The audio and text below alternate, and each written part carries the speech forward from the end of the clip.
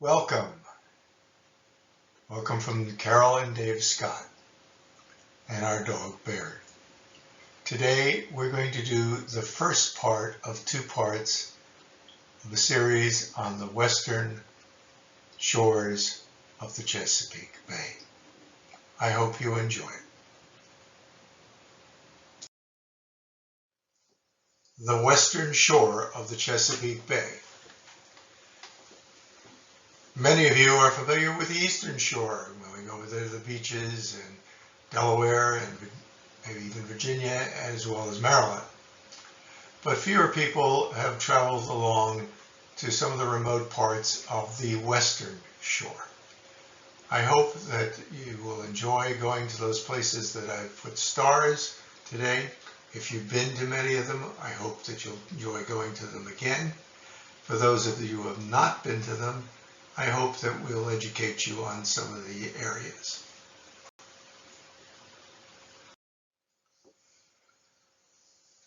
With all things, it's good to start with a known.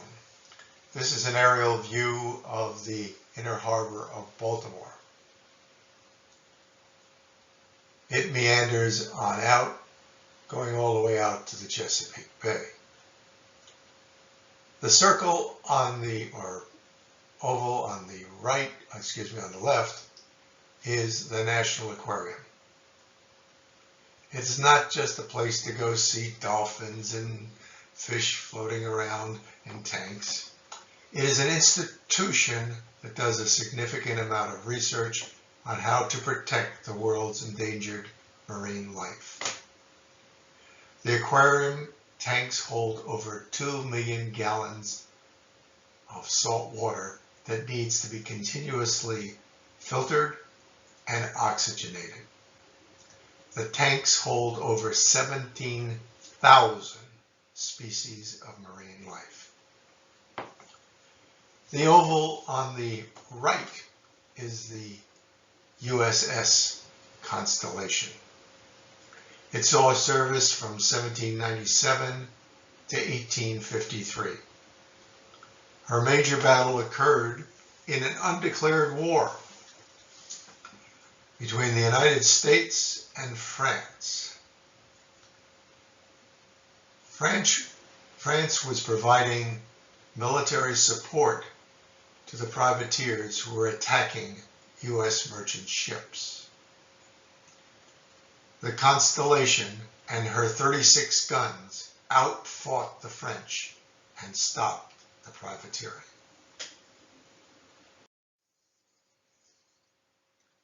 Many of you are familiar with Fort McHenry, a fort located on a point just outside the Baltimore Harbor. It is best known for its role during the war when it successfully defended Baltimore from the British Navy.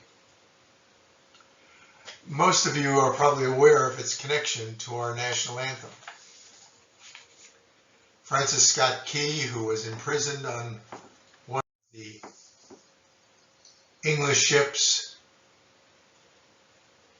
in the morning, wrote a poem which was later to become our national anthem, the Star-Spangled Banner.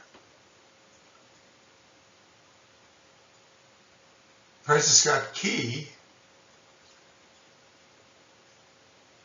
and until a few years ago I did not know, he lived in a northwestern part of Carroll County.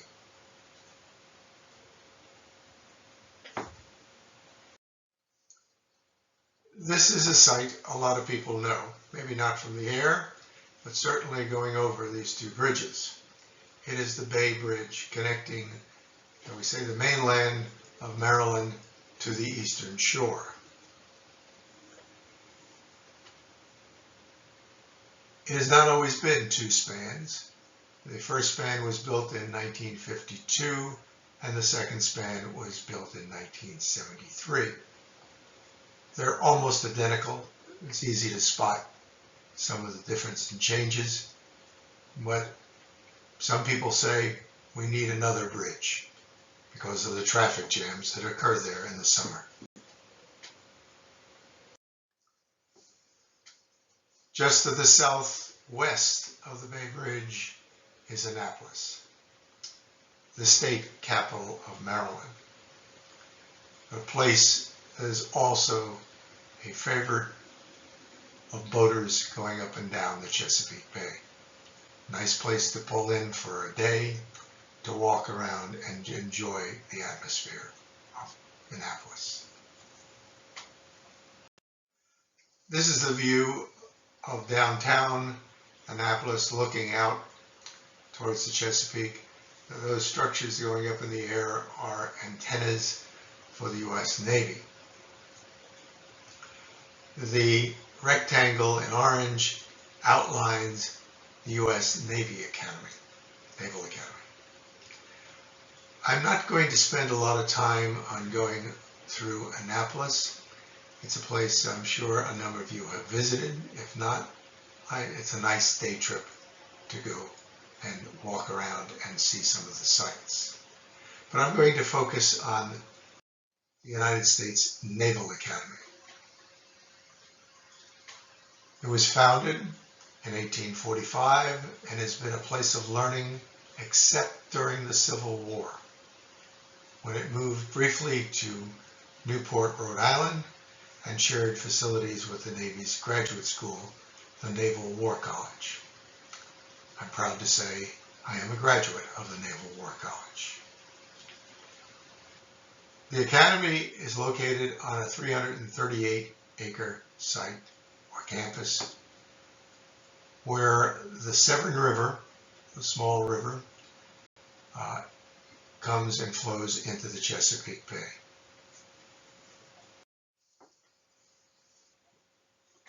Midshipmen of the United States Naval Academy. You say, wait a minute, I can see a number of women in this group. How can you call them midshipmen? Well, you're right. I might be considered to be politically correct in calling everyone in the picture, including females, midshipmen. But I checked.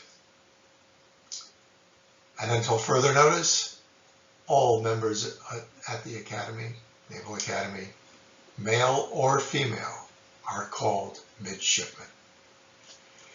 The Navy is slow to change when it comes to things about history, but over time, I think it will change. The Academy, as I said,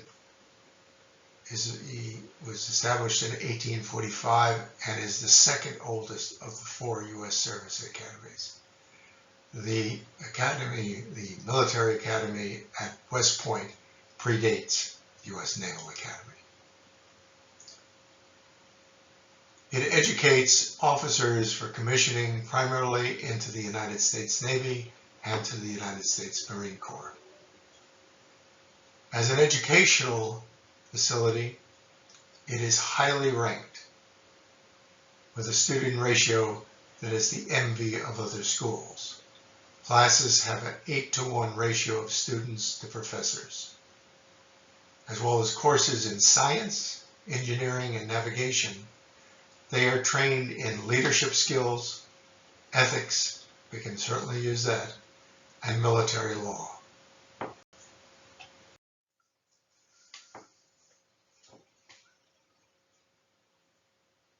The building in the right center of the picture is the Navy Chapel. It sits almost in the center of the campus, and everything else radiates out from it. Excuse me. But like all Navy chapels, it is not just for a particular faith. It serves all faiths. I must say it's a little bit more ornate than most military chapels, and it is a pleasant place to visit. I'm not an organ expert, but I wanted to pass on that this has a world-class organ. It has 268 pipes that are controlled by a draught knob console, the largest in the world. Prior to COVID-19, visitors could come here several times a month to hear concerts on the organ, hear glee clubs, and yes, sometimes some outside choral groups. Below the chapel is the burying place of a naval hero, John Paul Jones, the Navy's first commander during the Revolutionary War. His famous quote is, "I have not begun to fight." We now journey down the Chesapeake Bay till we get to one of the lower counties in the state of Maryland, Calvert County. It was named after the founder of Maryland, Lord Calvert. We're going to visit 3 locations in Calvert County. First, Calvert Cliffs Nuclear Power Plant. Its 2 nuclear reactors produce 1,800 megawatts of zero-emission energy, enough carbon-free electricity to power 1 million homes. It is considered one of the safest nuclear power plants in the United States.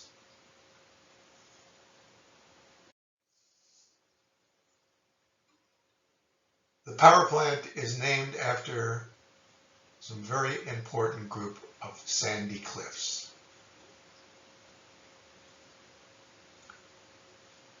The cliffs are a very important archaeological site. Over 600 species of fossils dating back 10 to 20 million years ago have been identified in the cliffs.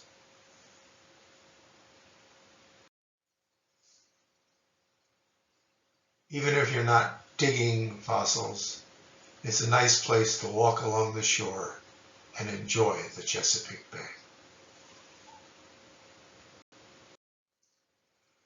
We now journey to the lower tip of Calvert County, where the Patuxent River, body of water on the left of this picture, comes and joins the Chesapeake Bay. This is a view of Solomon's Island, a popular place during the summer of Washington residents. They moor their boats on that little inlet, and there are a number of bed and breakfast places located around.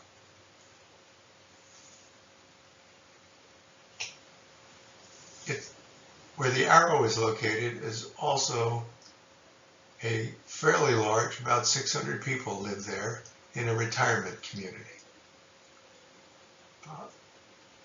It's a nice retirement community sitting, looking out over the Patuxent River, and they have boat ramps and boat docks.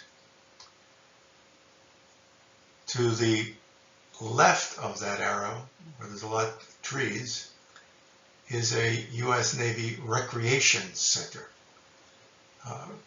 Folks in all services can come there, and there are cabins and tenting sites, boat docks, and lots of things to do for U.S. Navy and other military personnel.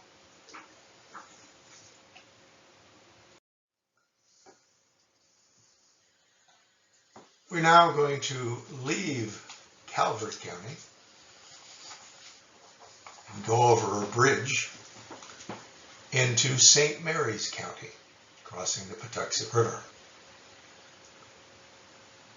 In the 1960s, I was stationed at a naval air station in St. Mary's County. Trust me, in those days, there wasn't a whole lot in the county besides the naval air station and a small college at that time called St. Mary's. For the most part, There are a bunch of bars and fields of leaf tobacco and drying barns. That's not the case today. Today it is a thriving county with high tech, and you'll understand why in a few minutes. Let's go back in history first. St. Mary's County has a unique history in the history of the state of Maryland. It's where the first colony was established, and it's where the first state capital was built. It was settled by English Catholics. It is considered by many to be the birthplace of religious freedom in North America. North America includes Canada. This happened at a time when most of the British colonies, both in what's called the United States today, as well as Canada, were primarily settled by Protestants, and Catholics were discriminated against.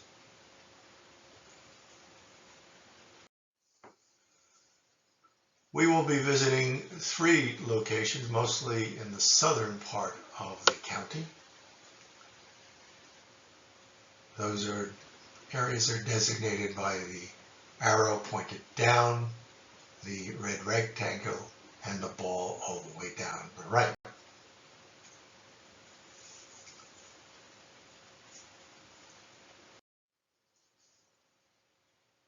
We begin with St. Mary's City. Doesn't look like much of a city. That's what I said when I first arrived there. But it's called St. Mary's City. It's famous for 2 reasons. It was, as I mentioned earlier, the site of the first English colony in what is now known as the state of Maryland. And it's also the location of St. Mary's College, where I met my wife 59 years ago. If you look in the foreground of the picture, it says St. Mary's River. That is Church Point. There's a building with a white front on it. Behind that there's a church. It's hard to see in the picture. And a very, very old graveyard. The significance of Church Point is not the church. It's a place where dating couples tend to go in the evening.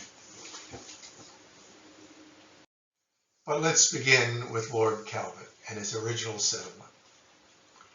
Lord Calvert, an Englishman, saw that there was commercial reasons to go do settlements in what turned out to be the United States, North America. But he also wanted to create a refuge for persecuted Irish and English Catholics. Today, St. Mary's City and the location where the colonists arrived is a state park that can be called a mini Williamsburg. It is a fairly major attraction. A lot of school children, in particular from all over the state, go there on trips. It has 4 museums, a reconstructed colonial village, and a reconstructed state house.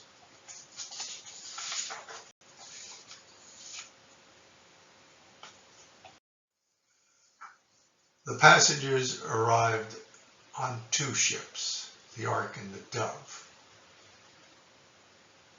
that had set sail from the Isle of Wight.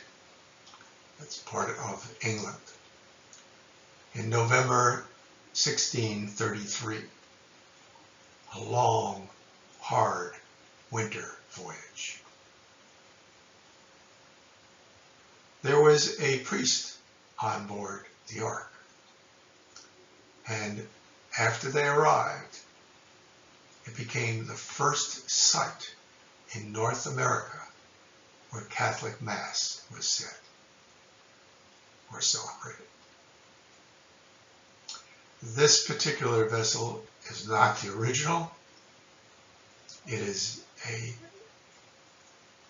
reconstructed vessel down to most intricate detail of what the ark looked like.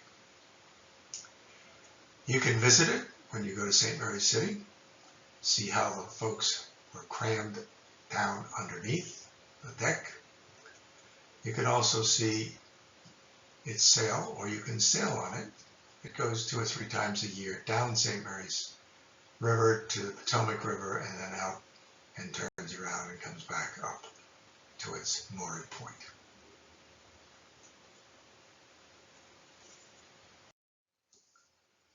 These are some of the reconstructed buildings of the initial colony that you can visit.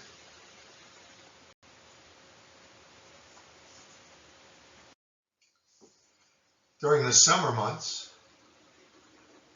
you can see reenactors, much like you can see in Williamsburg, doing tasks of the original settlers performed.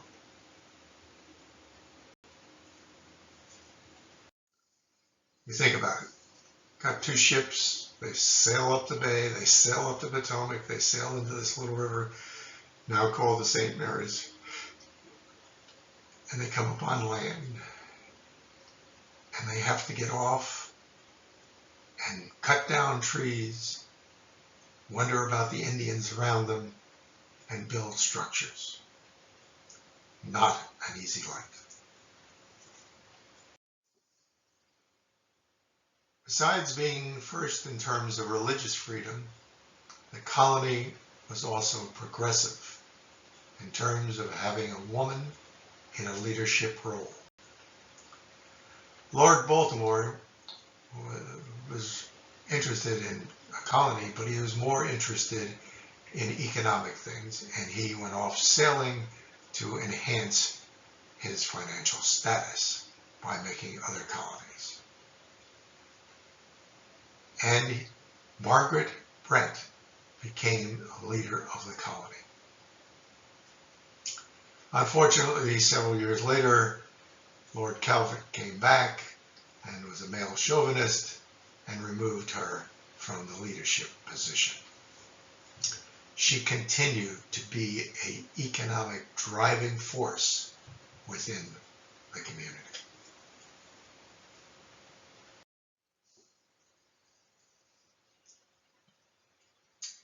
This is the reconstructed State House, where the Maryland legislature met from 1649 to 1695 before moving to Annapolis. The building that you're seeing in front of you was rebuilt in 1934 to celebrate the 300th anniversary of the colony.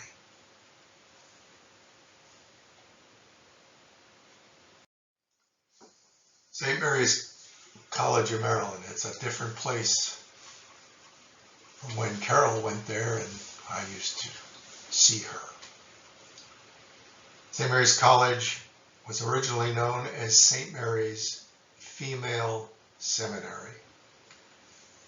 It began in 1840. Let me repeat that date, not 1940, 1840. As a secular, state-sponsored boarding school for women. The state saw the need to educate women for roles in government and the community. Today, St. Mary's is one of the foremost liberal arts schools in the United States. Most liberal arts schools in the U.S. are private institutions. St. Mary's is a state school.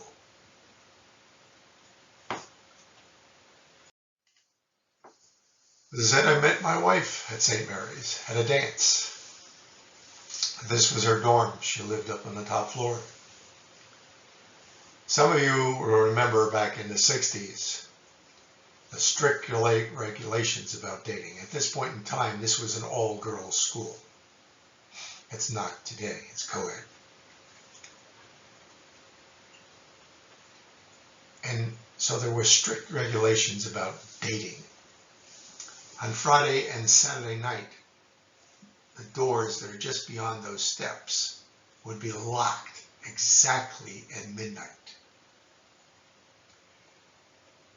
You better be in before those doors were locked, or else you were in trouble. There are stories about some of the girls crawling in windows in the back, but I don't know whether that's true or not. These are some of the students that went to school with Carol. It's interesting to look at the hairstyles back in the 60s. But I'd call your attention all the way to the right. There's a lady dressed in a nurse's uniform with a hat. That was Nurse Chance, or Ms. Chance.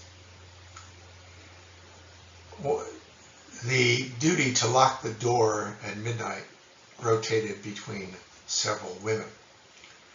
One night, Ms. Chance was at the door and locked it at midnight. I went back to my car and it would not start. The battery was dead. So I walked back and knocked on the door and asked Miss Chance if I could make a telephone call and get somebody to come out and bring me back to the Navy base. Miss Chance said, "No, the door is locked and no males are permitted inside after midnight." That was a long, long walk from one side of St. Mary's County to the other side to the naval base that night. Needless to say, I was not a happy camper.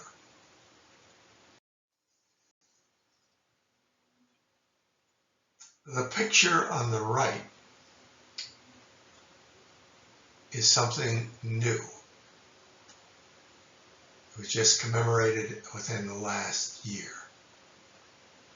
Like many colleges and universities in the United States, St. Mary's had a connection to slavery.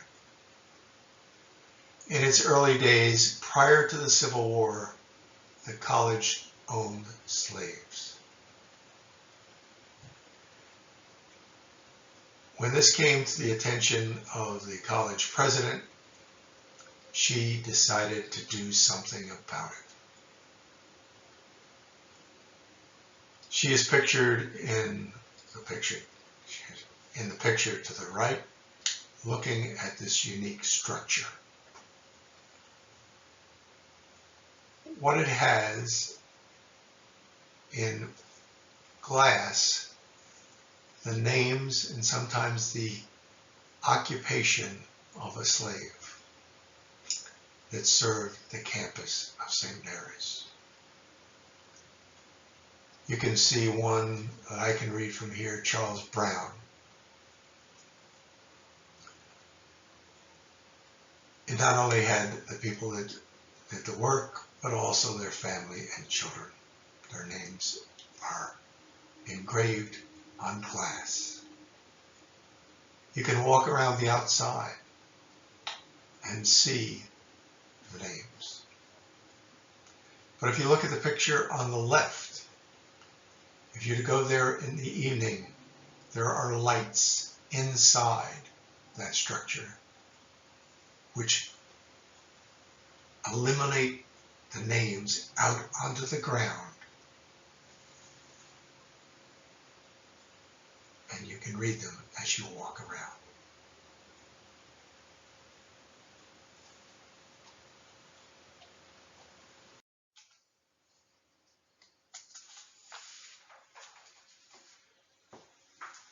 You move back to the point where there's an arrow.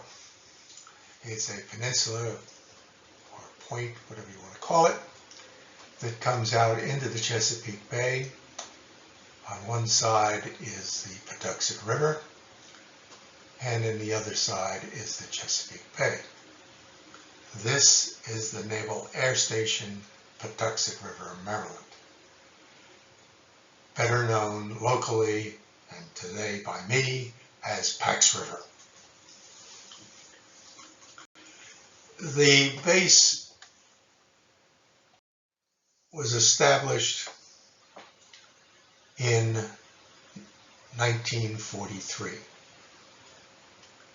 and is located approximately about 65 miles south of Washington, D.C. Within the Navy, it is known as the place where naval aviation begins. The reason for this, its major function, there are other functions on the base, but its major function is to be a test center. Any aircraft, new aircraft, or any aircraft that has proposed significant modifications must undergo long and hard testing at Pax River.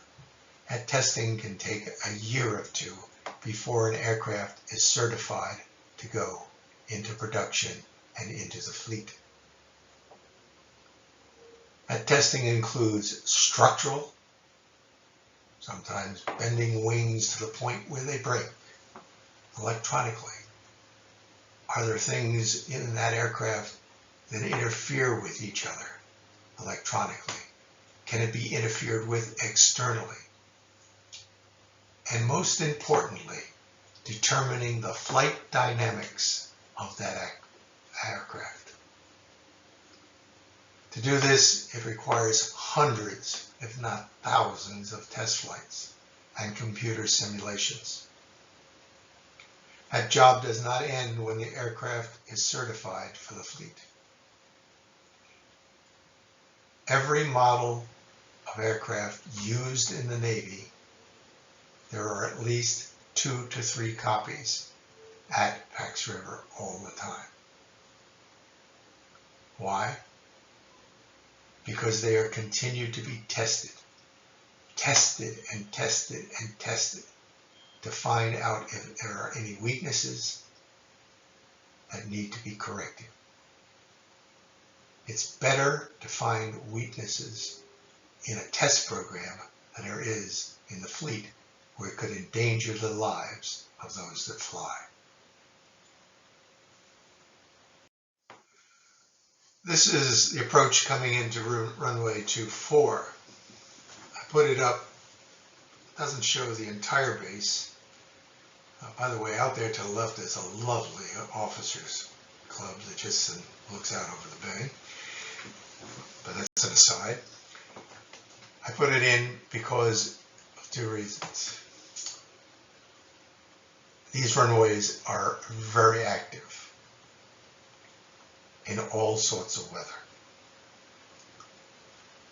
On a yearly basis, there are over 200,000 landings. Most of those landings are part of the test program, but not all. I'll explain a little later. There are some other squadrons and some other entities that have aircraft that do use this as their home base.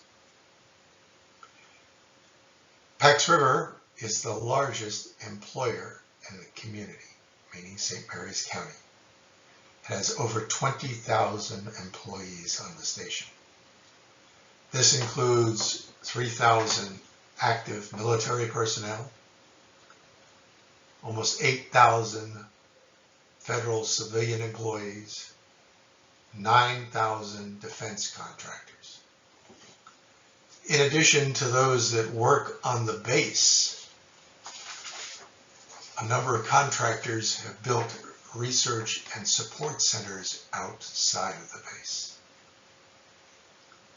You can now see why St. Mary's County went from a rural, tobacco leaf growing bar county to a high-tech county.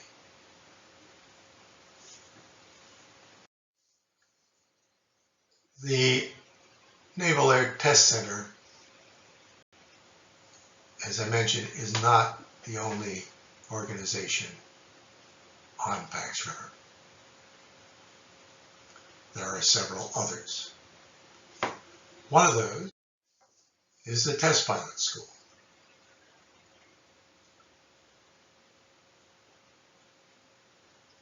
In order to safely test an aircraft, you don't give it to Dave Scott to go do, you get a test pilot. Someone who goes through an extensive, and I mean extensive, ground course as well as lots of airtime to become a test pilot. What do test pilots do? They take aircraft to their limits to just, again, determine structural weaknesses, but most importantly, to define an aircraft's flight envelope. What is a flight envelope? It's where pilots know not to go beyond, not to come up into a nose-up position that's too high, not to do too great of an angle of a turn. If you go beyond those specified limits, you can cause structural damage and even a crash to an aircraft. So it's important for pilots to know that flight envelope. The Test Pilot School has been training pilots to do that job for over 70 years. They just don't do that job at Pax River. There are test pilots in every squadron out in the U.S. Navy fleet. What do they do in the fleet? An aircraft engine gets changed or something gets changed on the fuselage that might change its aerodynamics. The test pilots go up and recertify that aircraft.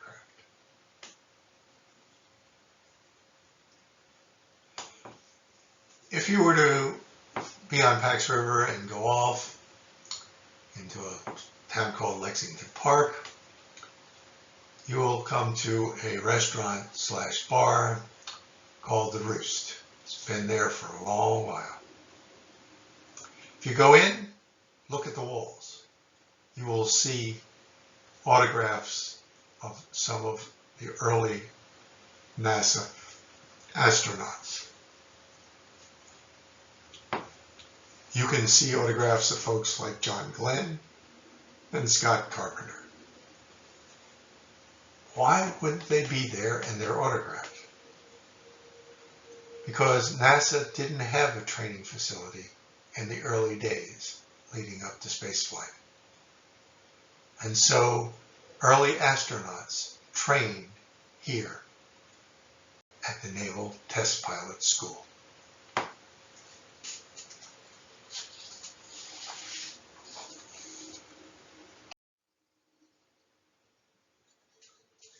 Some of you may recognize this as a C-130. It is a transport aircraft. I'm going to bore you a little bit, but it's essential to what I'm going to talk about for the next couple of minutes. You're only seeing two engines on this aircraft. It actually has two more on the right and left. They're turboprop. What I mean by turboprop is like a propeller type aircraft that you see flying around, even small little ones. But there's a big difference. It's part jet engine and it's part propeller. It doesn't get its lift mostly from the jet part, a little bit. It gets its lift from those propellers. But there's a big difference between a turboprop and a reciprocating engine with a prop.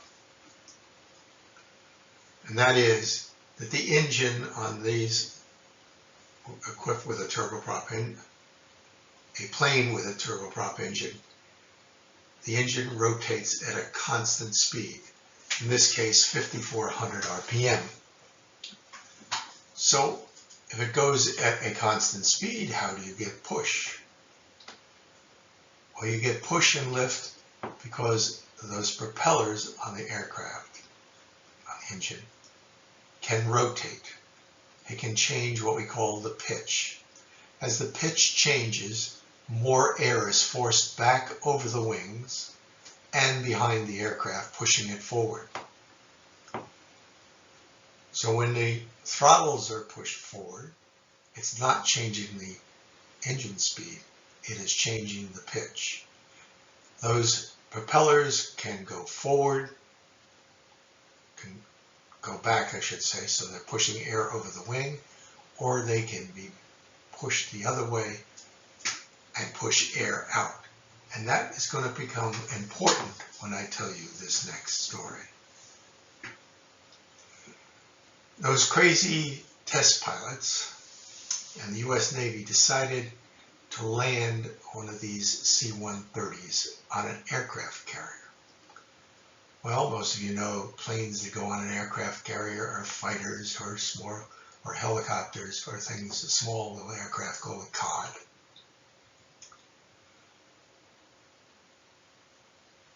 Big transports don't go on to carriers. But the Navy decided it wanted to try to do it. And the task was given to the test pilot school.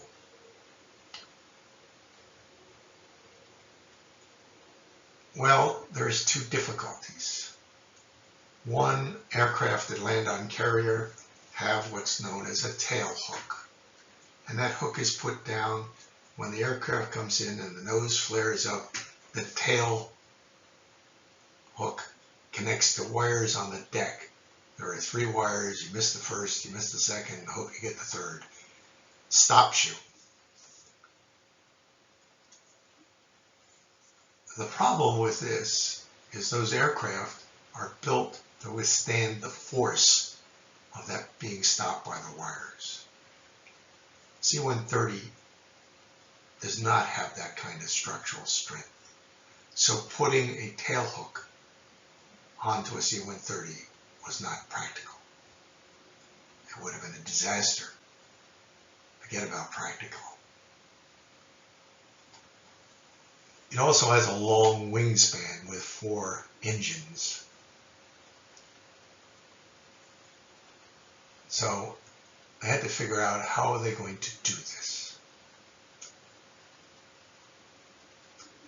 Well, they took runway 6 and starting at the end of the runway, they painted the outline of a carrier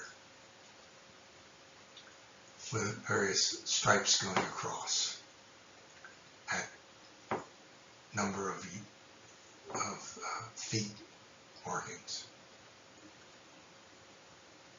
Then they started figuring out how to land this aircraft on that very small deck, or simulated deck. And they came up with a way of doing it. I'll jump ahead and tell you that they did it live on a carrier. They landed once and they took off. How did they do it? Well, they fly the aircraft in. This is in the practice mode, landing on runway 6, but where it was painted outline. And they'd slow the plane down to just before it being over the end of the runway, it would be in a stall. And what a stall means is not enough wind is going across the wings to continue to lift the aircraft.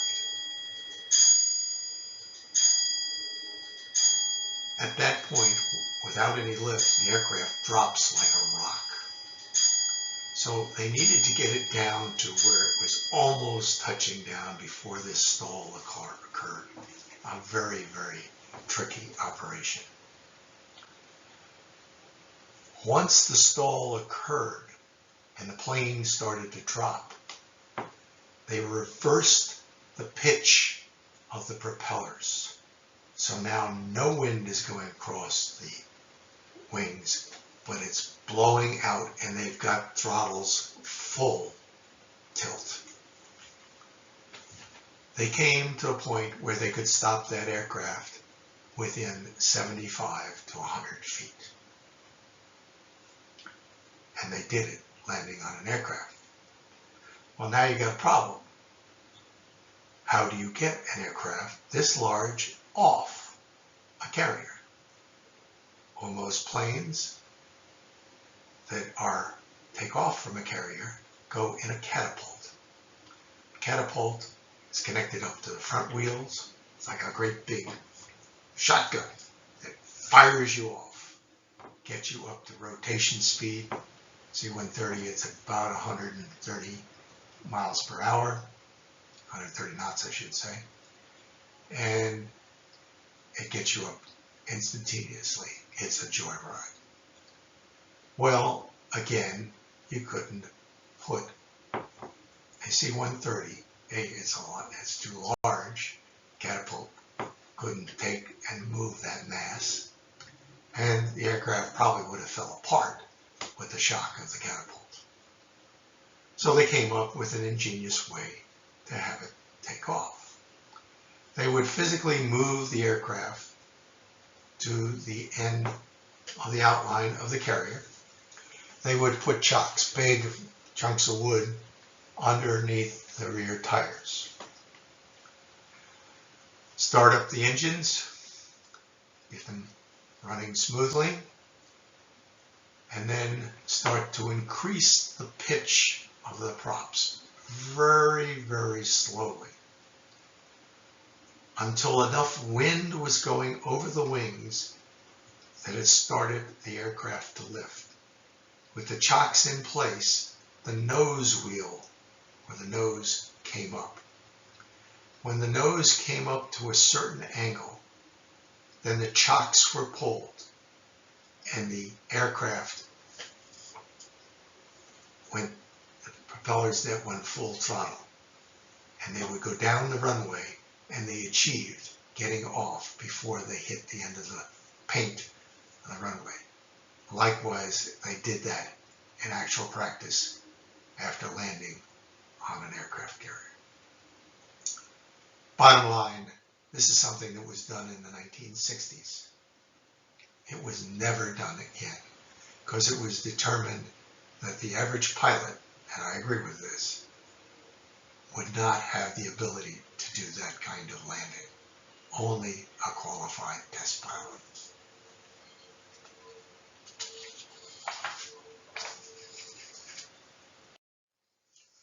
I was not part of the test center or the test pilot school. I was part of another squadron that was based at Pax River.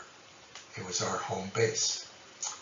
I was a member of Patrol Squadron 30, a squadron that trained pilots and flight crews in the P-3 aircraft and an art of tracking and, if ordered, attacking adversary submarines.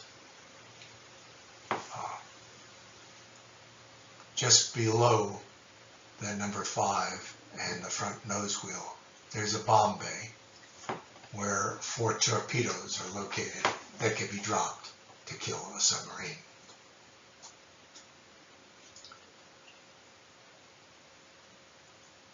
I was stationed at Pax River, and this is a very familiar cockpit to me, in the 60s, when the days before computer simulation. A lot of pilots today get certified to fly on simulations, computer simulations. I had the pleasure a number of years ago of being in a computer simulator for a 747, and I gotta tell you, it was so accurate. It was so scary. You could look down and you could see people and trucks and everything as you're coming into land. It's quite an experience. Anyway, we didn't have computer simulations, so we had to do flights, and we did many of them. It took 8 weeks to train a new crew to fly on this aircraft. That meant lots of what we call touch and goes. You go out, you come in for a landing, you land, you slow down, and then you hit the throttle again and you take off. And you do that over and over again until you are sure the student pilot has qualified to do a landing with that aircraft unaided, without a training pilot. The flights weren't normal. we would do all sorts of things to simulate, not simulate, to actually cause an aircraft to have a problem. We would feather engines, meaning pilot might have only 2 engines to that landing. They may only be on one side of the aircraft. Yes, you can fly an aircraft with only wind going across it, but you better be in final approach.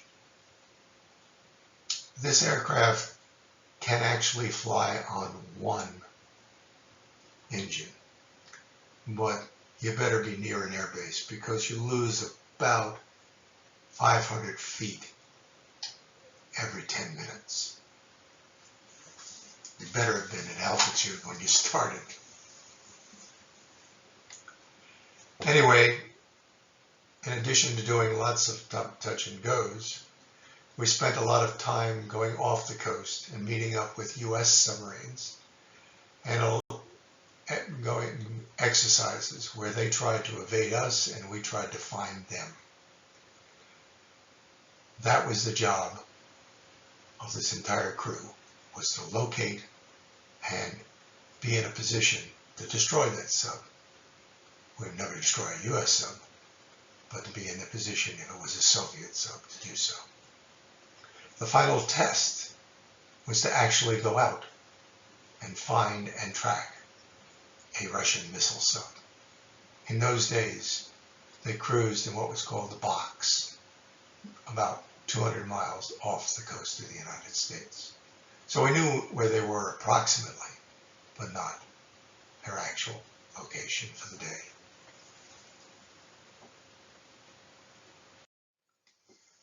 I mentioned catapults earlier. Pax River has the only 3 land-based catapults. They are there for test purposes. Again, the test center needs to make sure the aircraft can sustain the forces of being catapulted. These catapults are on land, but when they go out to their furthest point, you're out over the Chesapeake Bay. For that reason, 500 yards off of this point is restricted to no pleasure boats. Pleasure boats are restricted from that area. One last stop, but an important one, in St. Mary's County. This is where the Potomac River enters into the Chesapeake. Potomac River on the left, the Chesapeake on the right. The building in the foreground was a previous Coast Guard station. It's now a non-manned station, automatic. They come down and check on it periodically. But today, it is a state park.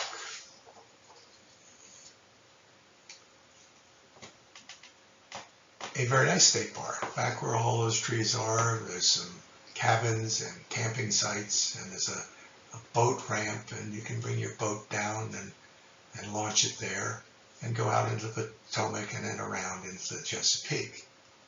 And there's back where you see another pier back that way, there's some nice fishing areas that you can fish out into fish in the Chesapeake. It's a great place, but it also has a very dark history. Dark in terms of the Civil War. After July 1863 in the Battle of Gettysburg, the Union forces established a prisoner of war camp at this site. By the end of the war, more than 50,000 Confederate prisoners had passed through Point Lookout's gates, making it the largest prisoner of war facility in the North. The prisoners were housed in tents year-round. Many died of exposure or malnutrition. Approximately 14,000 prisoners died in the prison. Today, about a mile, if you go about a mile before entering the state park, there is a tall monument to those who died in the prison. They were buried in the ground around the monument.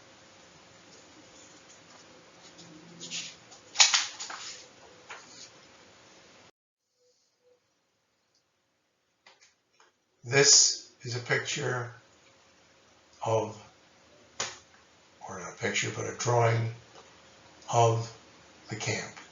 The soldiers that guarded the prisoners lived down here in barracks, down near the point. The administrative offices were there in the center, and going up towards the trees. The prisoners were held in tents on both sides of that area up there. St. Mary's County can get very warm in the summer. And it's a little bit warmer than, say, the northern counties of Maryland and southern Pennsylvania, but it can still get bitter cold in the winter. Hence, so many deaths.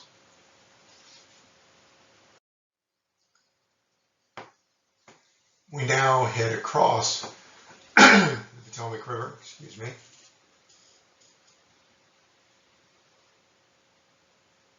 into Virginia. For those of you who don't know, the entire of the Potomac is in the state of Maryland. The line between Virginia and Maryland does not go down the center of the river. Maryland ends at the high water mark along the Virginia coast.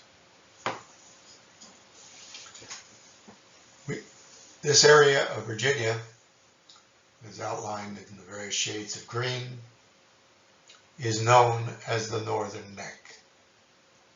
This peninsula is between, as I say, the Potomac River and another river to the south called the Rappahannock. It was part of a large land grant given in 1649 by King Charles II. The bountiful waters of both the Potomac and the Rappahannock, as well as the Chesapeake Bay, supported and induced English settlement of the area. The English built stately homes and farmed tobacco for export to England. That meant a lot of slaves. Tobacco became the basis for the Northern Neck's economy. And it was still the economy up through the late 1960s for both the Northern Neck and St. Mary's County. The tobacco was mainly used in the making of cigars. But from a historic standpoint, the Northern Neck is very important because of who was born there. Its most famous son is George Washington. He was born on Pope's Creek, just off the southern part of the Potomac River. He loved the Northern Neck and called it the Garden of Virginia. He was not the only president to be born in the Northern Neck. Our nation's fifth president, James Monroe, was also born there, as was another famous person, Robert E. Lee. There are a number of colonial homes that were plantations in their heyday. They are mostly privately owned homes today. Thank heaven the plantations do not exist.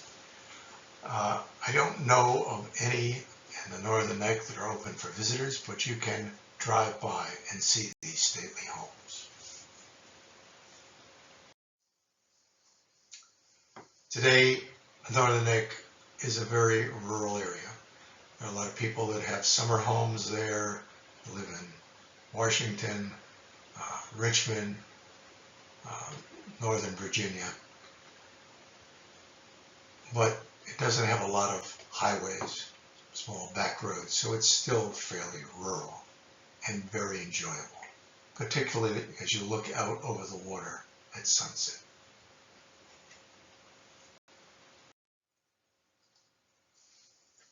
I'm going to have to end the presentation at this point, at least divided into two different parts.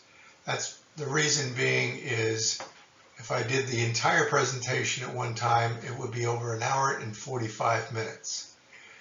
So we're going to end here.